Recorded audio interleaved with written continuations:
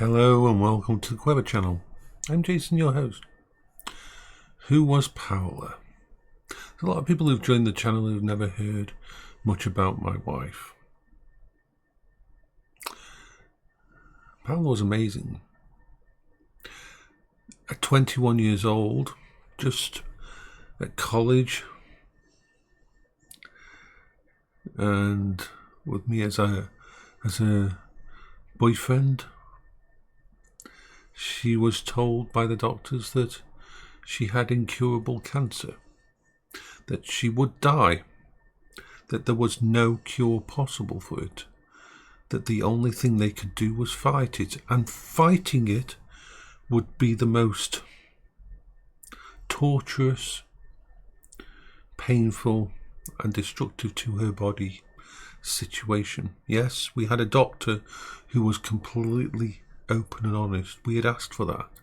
We wanted someone who would basically tell us the shit we were going to deal with.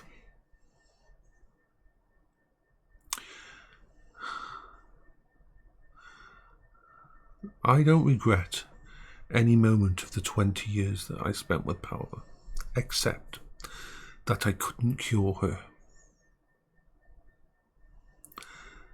I know reasonably that's something that far more learned people weren't able to do, but it's something that will always be in my head. I looked after her, I was a carer, I was a lover, I was a friend. We spent literally 18 years of those 20 years with just me and her together in a very small house, and in another house like this, and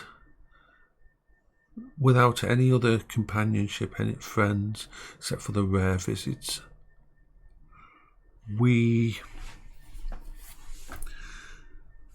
loved each other's company, we loved playing the games together, we were both gamers.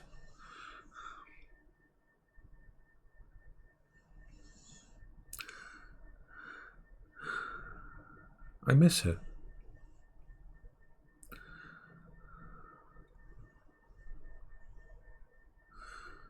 Would we have stayed together if she hadn't have had cancer? No. That will probably shock people, but it's the truth. You see, and she knew it.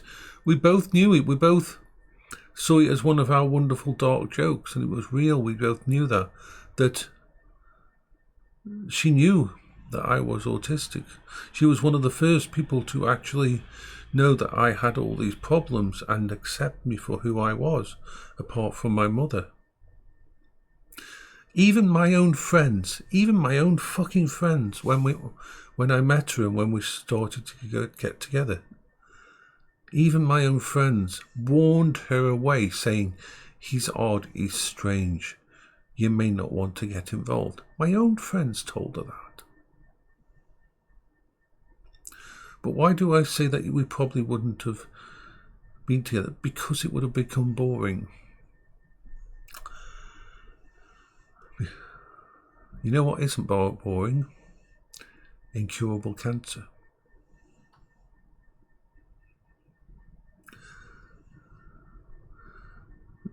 To someone with my kind of brain, it was the ultimate challenge. My goal every day was to make sure that Paola had a reason to smile.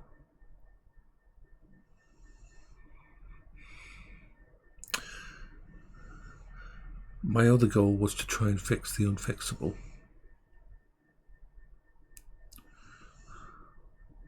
A puzzle that I could never put down. A puzzle that was ever evolving and changing. New symptoms, new issues.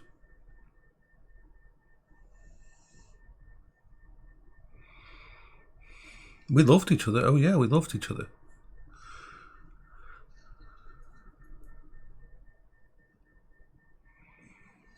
But my brain doesn't work like a normal person's does. There's a reason I've got over 1,300 games installed on a computer.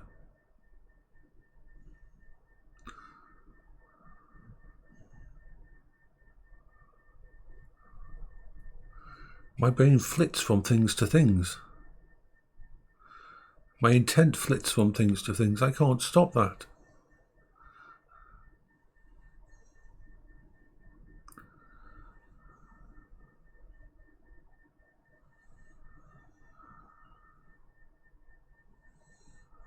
On the positive side, it meant that I was able to help her solve problems like her steroid-induced diabetes, and I was able to learn how to not only cope with the fact that her kidneys failed and she had to have dialysis, but I was able to be trained to use the Fresenius portable dialysis, and therefore we could do dialysis at home.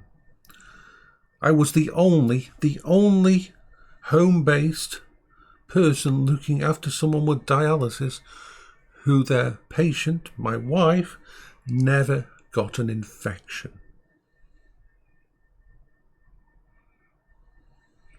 I was trained on the different protocols for keeping a house and a room clean and everything, and I was able to follow those protocols to the point where I knew more than the doctors. Yes, because the doctors only were trained on this particular machine. Now, for those that don't know, peritoneal dialysis uses the stomach lining and peritoneal lining as basically an osmosis filter, and you fill it full of different kinds of liquids, and that draws out the toxins from the blood and all that kind of thing.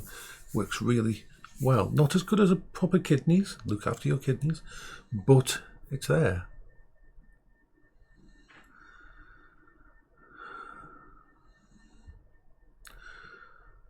And so when Paola went into hospital, I was classed as what's called HS1, Hospital Support 1.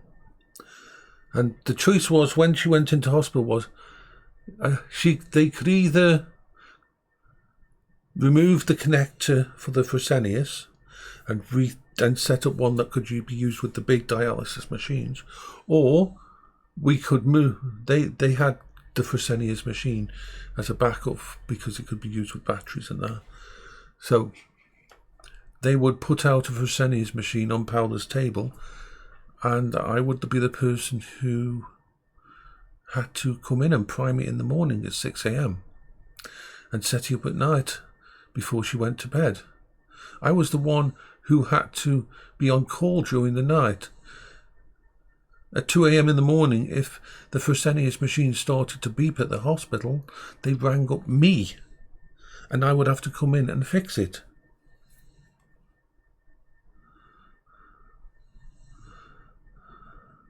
I not only read the manual on the Fresenius, I actually contacted the manufacturers and discussed it with their tech expert on how it worked and that.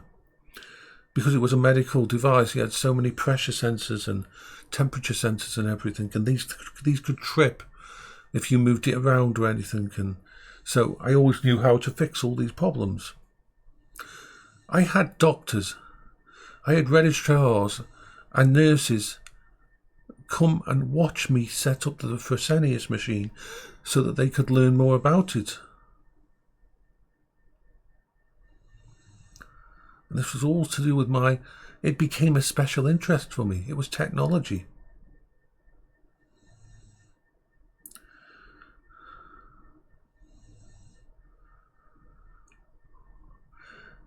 I was so good at wound dressing and that when I had my own surgery, that when they did my bowel cancer surgery, and I had a wound from here, all the way from up here, all the way down to my navel down there, that when I went home, they signed off straight away and didn't have to have a nurse come and check on me, because I could cope with taking these big, it's big like giant plaster that goes from there all the way down to there, and you have to take it off, you have to clean the wound, you have to put another on. Deal with that, no problem. I had a script for that in my brain.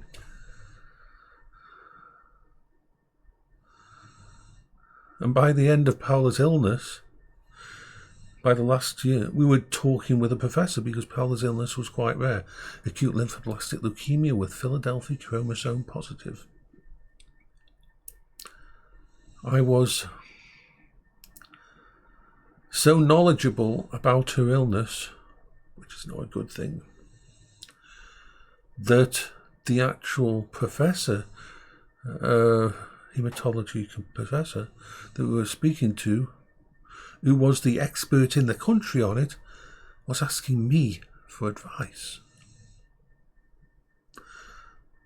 on Paola's treatment.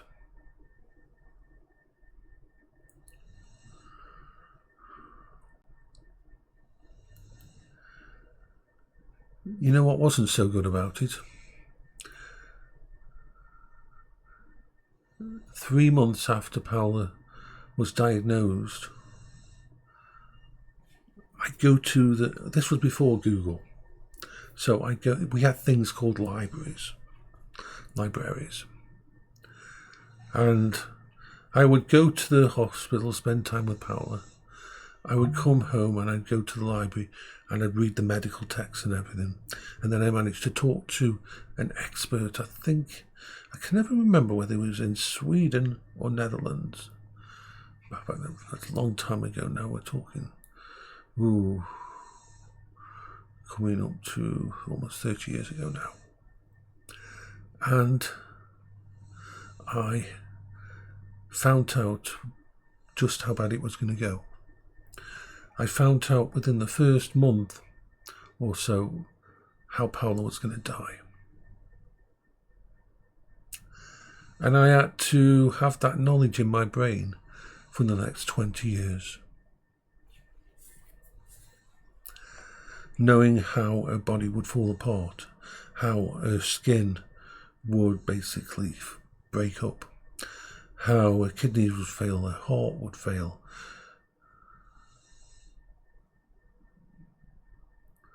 Because of the medication that was trying to keep the cancer away. And I had to function every single day and get out of bed. I was always trying to make her smile. And I remember when her hair fell out due to the full body irradiation. I went to the local Boots and picked up a set of shavers, and I've shaved all my hair off, legs, arms, everything.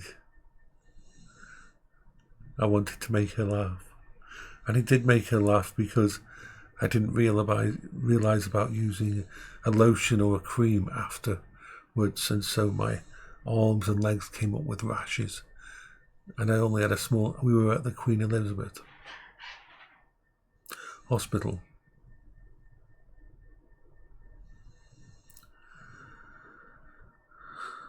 Paola was amazing. She accepted me for who I was. She knew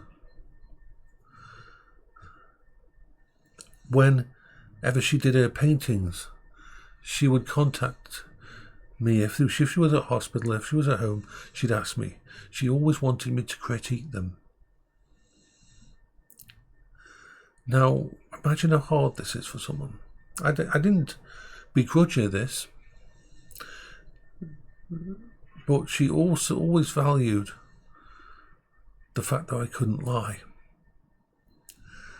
And if she asked me to critique one of her pictures, I would critique it.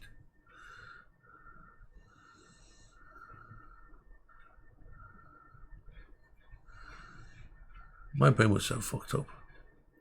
Imagine that. You've got a person who's dying of cancer, a person who you love, and she's just drawn a beautiful picture and she wants you to tear it apart, to tell her every single little flaw in it. And she's asked you to do this and you've got to do that. But how do you cope?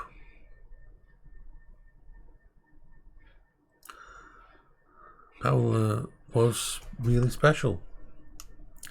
She was my anchor.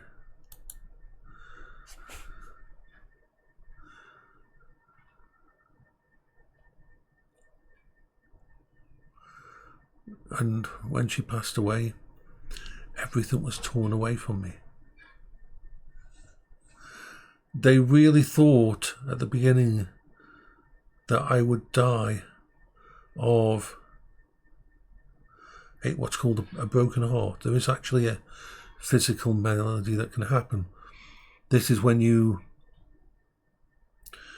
see people who've been together for most of their life and one of them dies and the other one dies shortly after. The grief and the pain and the suffering can cause the person's body and their heart to just break and they die. And the only thing that stopped that, screw you universe, was at the end of 2018, after Paola died, that I was diagnosed with bowel cancer 7 days after she died.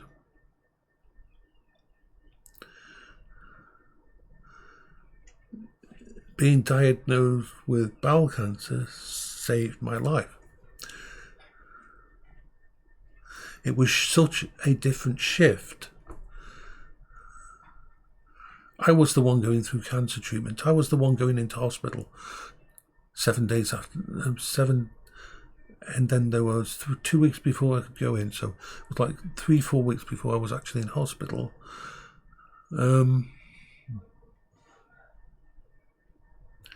And it was those going through that stopped my heart from breaking completely. I was still torn apart. Remember, being autistic and that, my entire anchor was my wife. It was gone. I was dealing with all the normal stuff of a death, and everything else was falling apart as well. Every single coping strategy I had used for 20 years was gone.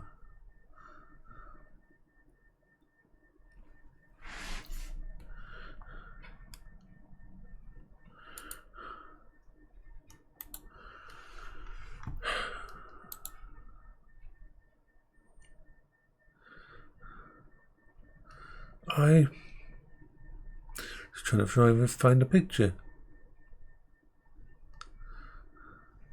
I don't know.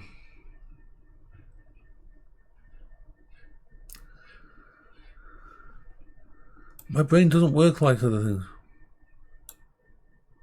Like someone once said to me, my perfect relationship would be with someone who has multiple personalities. Oh God.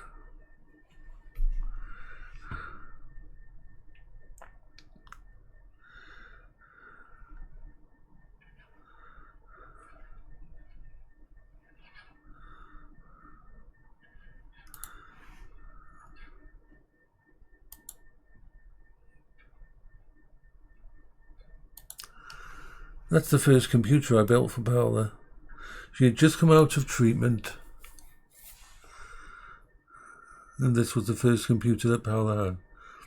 That notebook over there near the glass mug, that is her for keeping an eye on her medication.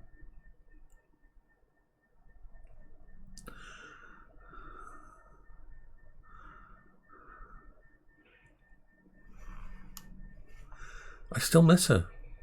There's still a hole inside my coping strategies. A massive black hole that nothing's ever taken up.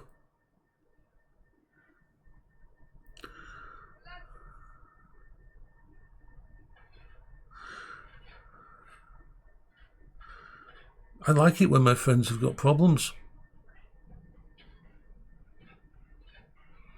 Even if I can't solve them, I can help them with them.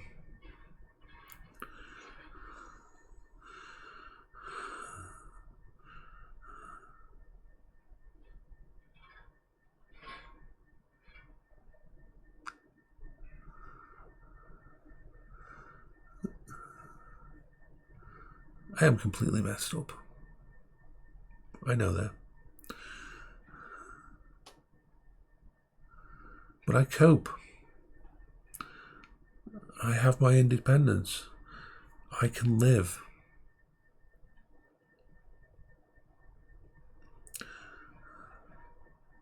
I can function.